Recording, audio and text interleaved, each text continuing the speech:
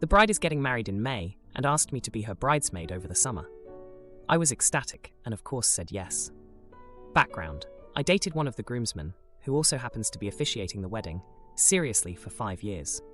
We split amicably back in February due to me traveling for work, us struggling with long distance, and simply growing apart. He and I had never ever fought, like really fought, through the entire relationship and breakup. We see each other quite often because we share the same friends and a dog that we both love and agreed to co-parent. When we see each other, we simply catch up like friends, and it's never been an issue. Until November. We got into an argument. A lot of pent-up feelings came up. Him expressing hurt about me leaving. Me being frustrated that he never conveyed those feelings to me or asked me to stay. That turned into anger toward one another. A couple of days later, we made up and hugged it out. And this all happened in private, by the way. But of course, we talked to our friends about it, so they knew. So the bride has understandably been having a lot of anxiety about us at the wedding and worried something between us will come up. She has, however, not talked to me at all about it.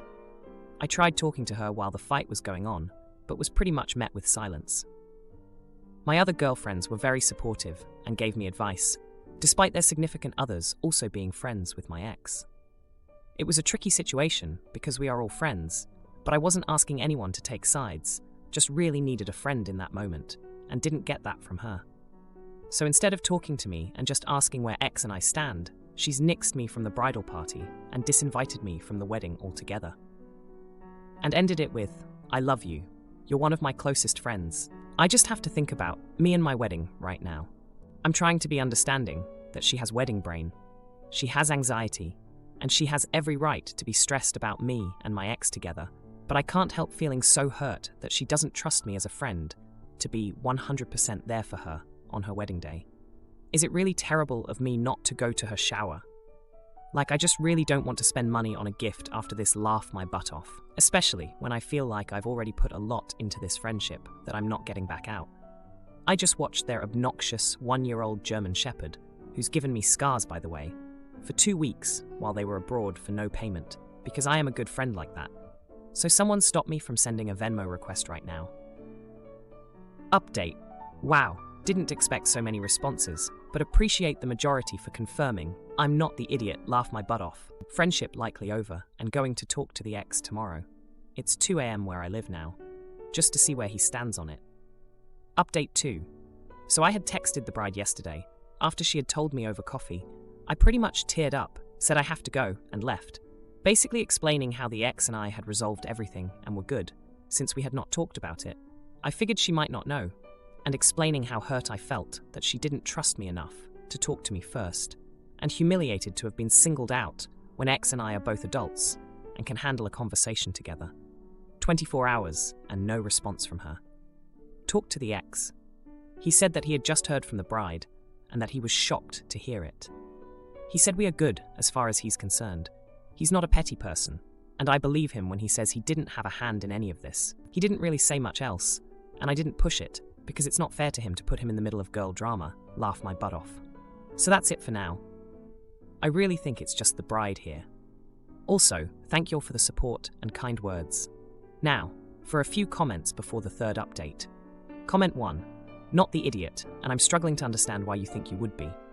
Your friend, and I'm using the term loosely, made a decision to cut you out of her wedding and disinvite you altogether, but you still feel obligated to get her a gift. She clearly sees your relationship very differently than you do, and it's time to protect yourself and not try to cater to her. You owe her nothing, and I really would recommend taking space from her. Comment 2. You would not be an idiot. The bride is insane. Is she okay? Why do brides have to make everyone's life around them miserable, or make every situation about themselves? Have you talked to your ex about this? What does he think of this? She's being unfair, and she's also showing you that she is not your friend. People show their true colors in bizarre ways that make cutting them out of your life easy. Now for the update. Hey everyone, it's been a month since my last post, and let me tell you, a lot has happened. I wish I could say it's all been good, but that's just not how life works, right? So, after the whole disaster with the bride kicking me out of the bridal party and uninviting me from the wedding, things just spiraled. I was trying to keep my cool, but inside, I was a mess. I mean, this was supposed to be one of my closest friends, and she just dropped me like a hot potato. I had to see my ex, the groomsman and officiant, at our dog's vet appointment. We were both there, pretending everything was normal, chatting about the dog's diet and exercise, but the air was thick with unspoken words. After the appointment, he asked if we could talk. I agreed, thinking maybe we could clear the air about everything. We went to a nearby park, the same one where we'd celebrated our 3rd anniversary with a picnic. He started by saying he was sorry about how things turned out with the bride. He said he had no idea she was going to kick me out of the wedding. But then, he dropped a bombshell. He told me he'd been seeing someone. It was a casual thing, he said, but it was getting more serious. I felt like I'd been punched in the gut. I mean, we'd only broken up in February, and now he was seeing someone else? And not just anyone, but one of our mutual friends. Someone who had been comforting me through the whole wedding drama. I couldn't believe it. I felt betrayed. Not just by him, but by her too. I didn't know what to say. I just got up and left. I couldn't deal with it. I couldn't deal with the fact that while I was being kicked out of weddings and losing friends, he was moving on like nothing had happened. The next few weeks were rough. I tried to keep myself busy, but it was hard. I kept thinking about the wedding, about my ex, about everything. I couldn't escape it because our friends kept talking about it. They were all excited, getting their outfits ready, planning the bachelor and bachelorette parties, and I was just not part of it. Then, one day, I ran into the bride at the grocery store. It was awkward, to say the least. She tried to be friendly, asking how I was doing, but I could tell she was just trying to ease her own guilt. I was polite, but distant. I didn't want to cause a scene in the middle of the produce section. A few days later, I heard from one of the other bridesmaids that the bride had been having second thoughts about kicking me out of the wedding. She was feeling the pressure of the upcoming day and was worried she'd made a mistake. But instead of reaching out to me, she was venting to the other bridesmaids. I didn't know how to feel about that.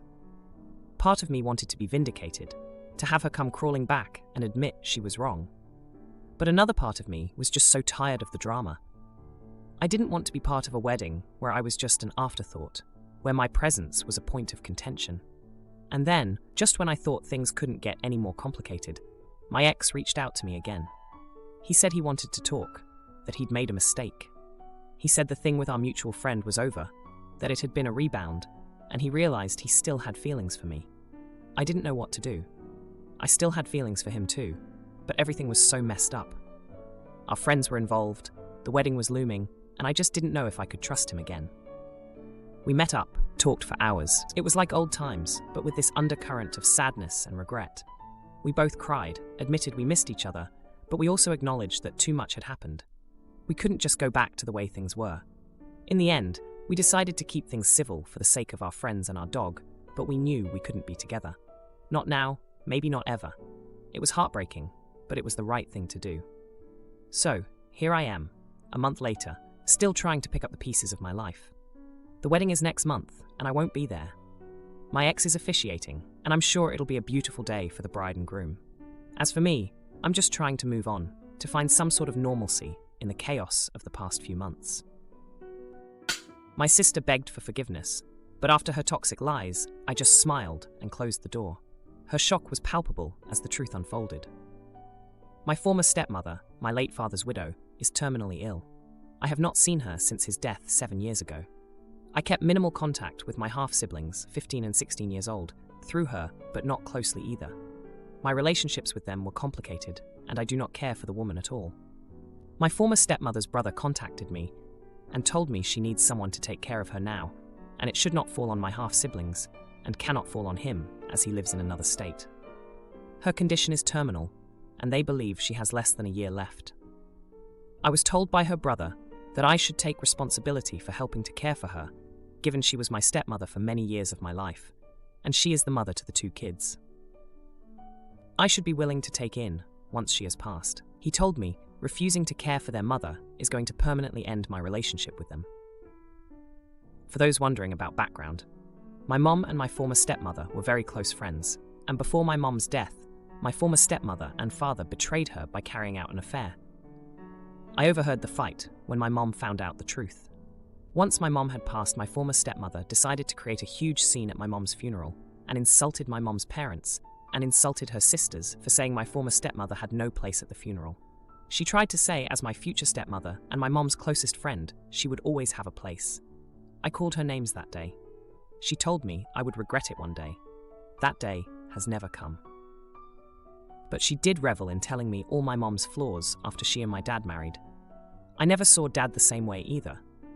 But he refused to let the relationship go completely and did his best to maintain contact once I left his house. He died when I was 20. I told him I would not care for his sister, and I made it very clear to him that I was not going to make her end of life any easier than she made my mom's. My half-siblings called me and told me their mom was asking for me, and they were scared and wanted me to be there at the end.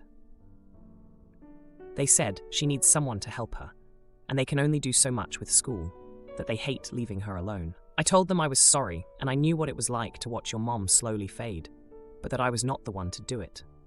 My half-brother asked if I didn't love her at all after all this time. I said no. He told me to stay the hell away then, and from them as well. My father's sister heard about all that happened, and she told me I should be more mature than that, and I should be more loving and compassionate to my half-siblings. She told me I should love them more than I hate their mom, and agree to care for her to make their next year a lot less stressful. When I refused, she called me a cruel and selfish person, and she told me I was behaving like the very person I hated the most. Am I the idiot? Now, for a few comments before the update. Comment 1. Not the idiot. I was told by her brother that I should take responsibility for helping to care for her, given she was my stepmother for many years of my life, and she is the mother to the 2 kids. I should be willing to take them in once she has passed. Did he mention how he came up with this delusion? Was it a brain injury, or did he suffer a stroke recently? He told me refusing to care for their mother is going to permanently end my relationship with them. Nice try on emotional blackmail. If only the threat would work. So assholery runs in this family. That is another reason to stay away from these people. Comment 2. You're not a blood relative, and to even think to direct criticism at you just opens up such a floodgate of crushing responses. I'm surprised anyone was dumb enough to try. I'd run with. Although it saddens me that none of her direct relatives are prepared to care for her, it perhaps says a lot about the woman's character that you've reached so far down the list of potential carers that children from the home she wrecked came up. I suggest you continue your search for someone to offload your responsibilities to elsewhere. Now, for the update. Hey everyone, thanks for all the support on my last post. It's been a hectic month since then, and a lot has happened. I never expected things to turn out the way they did, but here we are. After I refused to take care of my former stepmother, things got pretty heated with my family. My aunt, my father's sister, was relentless. She kept calling, saying I was being heartless, and that I should think of my half-siblings. She said they were just kids and needed me. But I couldn't shake off the past, the way my former stepmother had treated my mom and the chaos she brought into our lives. Then, out of nowhere, my half-brother called me again. He was crying, saying their mom had taken a turn for the worse. He begged me to reconsider, not for her, but for them. They were struggling to keep up with school and take care of her. I could hear the desperation in his voice, and it broke my heart. I remembered how lost I felt when my mom was sick, and I couldn't help but feel for them. But the past is a powerful thing. I still couldn't bring myself to face her, not after everything. I told my half-brother I'd think about it, but deep down, I knew my answer wouldn't change. A few days later, I got a call from my half-sister. She was furious. She told me that they knew about the affair between our dad and their mom, and how it had hurt me and my mom, but she said that they were innocent in all of this, and that I was punishing them for our parents' mistakes. She said I was just like our father, abandoning them when they needed me the most. That hit hard. I never wanted to be like him, but here I was, repeating history. The next week, my half-brother called again. He said their mom was asking for me, that she wanted to apologize for everything before it was too late. I didn't know what to feel. Part of me wanted to scream at her, to tell her it was too late for sorry. But another part of me, a part I didn't recognize, wondered if this was a chance for closure. I agreed to meet her, but I wasn't prepared for what happened next. When I walked into that room, I saw a frail woman, a shadow of the person who had caused so much pain. She couldn't speak much, but she managed to say she was sorry. She told me she knew she had been wrong, and that she regretted the pain she caused my mom and me. I sat there, listening to her weak apologies, and I felt something inside me shift. It wasn't forgiveness, not really, but it was a release of some of the anger I'd been holding onto for so long. I didn't say much. I just nodded and left the room. After that visit, I thought things would settle down, but they didn't. My half-siblings were more resentful than ever. They said I had only come to make myself feel better, not for them or their mom. They said I had abandoned them just like everyone else. And maybe they were right. The next few weeks were a blur. My former stepmother's condition worsened, and my half-siblings stopped talking to me altogether. My aunt kept calling, but I stopped answering. I couldn't face her judgment when I was already judging myself. Then, the inevitable happened. My former stepmother passed away. I didn't go to the funeral. I couldn't. It felt like it would be a betrayal to my mom, and I wasn't ready to face my half-siblings or the rest of the family. Now, I'm left with this hollow feeling. I'm not sure if I did the right thing, but I know I couldn't have done it any differently. My relationship with my half-siblings is probably beyond repair, and I have to live with the choices I've made. My boyfriend blew up over my brother's secret. He played the victim, but the twist? He's the liar. Oh boy, tables turn. My 26-year-old female half-brother M and I are not biologically related. I found this out at age 16, but nothing in our family's dynamic changed, and it's not something we really speak about. My boyfriend Dan, together 1 year, found this out over Christmas. We visited my family and has since been really weird about it. He says that first and foremost, he's mad. I never told him. I don't see why it would matter. But he says it's something you would normally share with a partner after being together as long as we have, and he didn't think we had secrets. I don't think this is a secret, or even an omission. It's not some dark family history that you get told once you take an oath. It's an ancillary bit of info that is either relevant or not. No one treats M any differently now that we know. And my dad always knew and didn't care. So why would I go around advertising it? Dan says he looks at my relationship with M totally differently now. He says he feels a bit weird about how he's observed us behaving now, that he knows we're not even related. We are not Folger's siblings, so I don't even know what he's talking about. He says there's a part of him that's wondering if I didn't tell him so that it would make our lack of boundaries less of a red flag.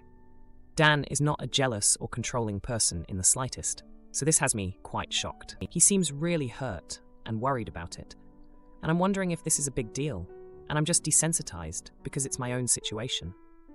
My mother has warned me about being close with M being a red flag to guys, so I'm now second-guessing if it really does look from the outside like I was hiding it. The reaction is so out of character for Dan, I'm really starting to feel like I messed up. But at the same time, I also don't get why it's a big deal that we don't share blood. Edit, because I saw a few people asking about what my mother said. She's a bit conservative, so I think she's overreacting. But this whole thing just reminded me. She mentioned it at a time when M and I were living together, and she said men might be uncomfortable because we're roommates, and M is protective of me. We also have matching tattoos, which my mother says is weird, but she also just hates that I have a tattoo, so I don't take that too seriously. And that he gave me a Cartier love bracelet that I wear all the time. Also, he apparently has a habit of touching my neck that she finds weird. I say, apparently. Because, yes, he does this sometimes, to steer me in a crowded room, or a signal if we're in social situations. The same way you would nudge someone under the table to get their attention. But I don't consider it a habit. Edit 2. When Dan said lack of boundaries, he just means I tell M a lot of things and ask for his advice a lot. He does the same with me. It's not related to anything physical. For anyone asking how we were meant to be related, my dad presented M as the son from his short-lived marriage to his ex. M is 9 years older than me, so we thought we were half-siblings. Turns out his mother and my father had separated by the time he was conceived, but my dad went along with M being his son because he wanted a child. Now, for a few comments before the update. Comment 1. Not the idiot. You were raised as siblings. You are siblings. Dan is being really weird and insecure. Many people are close with their siblings. Is Dan an only child by chance? Also, we are not Folger's siblings would make a great flair. Comment 2. Not the idiot. Redditors are going to go crazy though, because everyone here seems to think the worst of everything. Now, for the update.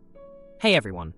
It's been a tense 3 days since I last posted about the situation with my boyfriend Dan and my not biological brother M. I've got some updates that I think you'll find pretty interesting. First off, let me give you a bit of history about M and me.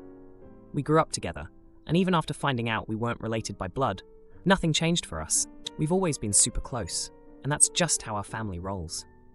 M has been there for me through thick and thin, like when I had that nasty flu in high school, and he was the one making me chicken soup and checking my temperature every hour. Now, back to the present. After my last post, things got even more intense. Dan and I had another talk, and he admitted that he's been feeling insecure ever since we visited my family over Christmas. He said seeing Em and me together, knowing we're not actually related, made him question a lot of things. He couldn't shake the feeling that maybe there was more to our relationship. I was shocked. Em and I had never seen each other in that light. But Dan pointed out how Em gave me that Cartier love bracelet and how we have matching tattoos. I tried to explain that the bracelet was a gift for my 21st birthday, a big milestone, and the tattoos were just a fun thing we did on a whim after a concert we both loved. But Dan wasn't convinced. He brought up how Em touches my neck in social situations, and I realized that maybe to an outsider, it could look intimate.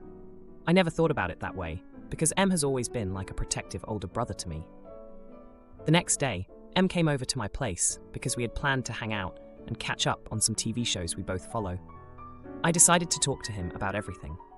Em was taken aback by Dan's concerns, but understood where he was coming from. He said he never wanted to cause trouble in my relationship and suggested maybe he should take a step back for a while. I was torn. Em had been my rock for so long, but I also cared deeply about Dan. That night, Dan came over, and he and Em had a long conversation without me. I don't know everything they talked about, but I could hear raised voices at one point. It was tense. The next morning, Dan told me that he and Em had cleared the air.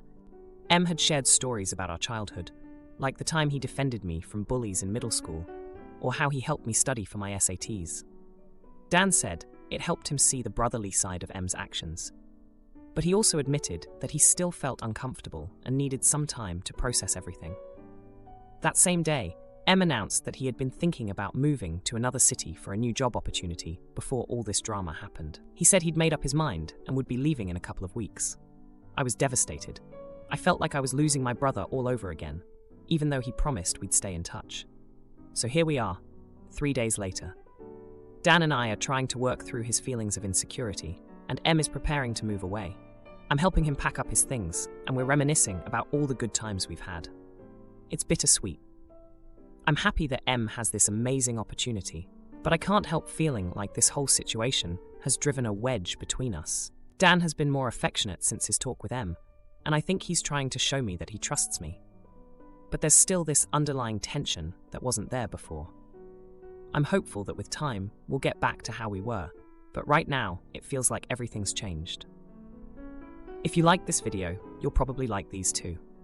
Also, while you're here, please consider subscribing. It's your support that keeps this channel alive and allows me to make better and longer videos. Have a great day.